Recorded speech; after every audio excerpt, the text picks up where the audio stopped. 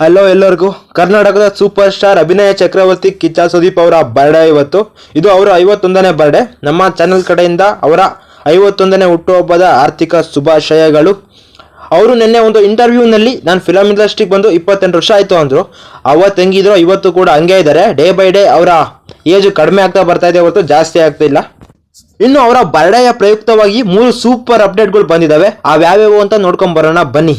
ಇನ್ನು ಮೊದಲನೇದಾಗಿ ನೋಡ್ತಾ ಬಂದರೆ ಮ್ಯಾಕ್ಸ್ ಮೂವಿಯಿಂದ ಮ್ಯಾಕ್ಸಿಮಮ್ ಮಾಸ್ ಅನ್ನೋ ಒಂದು ಸಾಂಗ್ ರಿಲೀಸ್ ಆಗಿದೆ. ಸಾಂಗ್ ತುಂಬ ಚೆನ್ನಾಗಿದೆ, ಯೂಟ್ಯೂಬಲ್ಲಿ ಅವೈಲಬಲ್ ಇದೆ, ಹೋಗಿ ನೋಡಿ.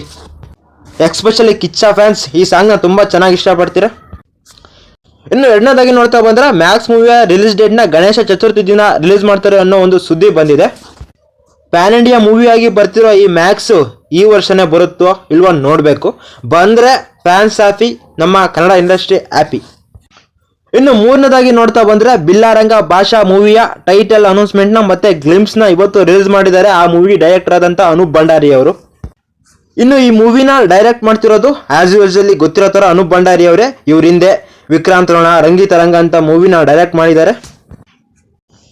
ಇನ್ನು ಈ ಮೂವಿನ ಪ್ರೊಡ್ಯೂಸ್ ಮಾಡ್ತಿರೋದು ತೆಲುಗು ಸೂಪರ್ ಹಿಟ್ ಮೂವಿ ಆದಂಥ ಹನುಮಾನ್ ಮೂವಿಯ ಪ್ರೊಡಕ್ಷನ್ ಹೌಸ್. ಫ್ಯೂಚರಿಸ್ಟಿಕ್ ಮೂವಿಯಾಗಿ ಬರ್ತಿರೋ ಬಿಲ್ಲಾರಂಗ ಭಾಷಾ ಯಾವ ವರ್ಷ ಬರುತ್ತೆ ಅಂತ ಕಾಯ್ದು ನೋಡಬೇಕು.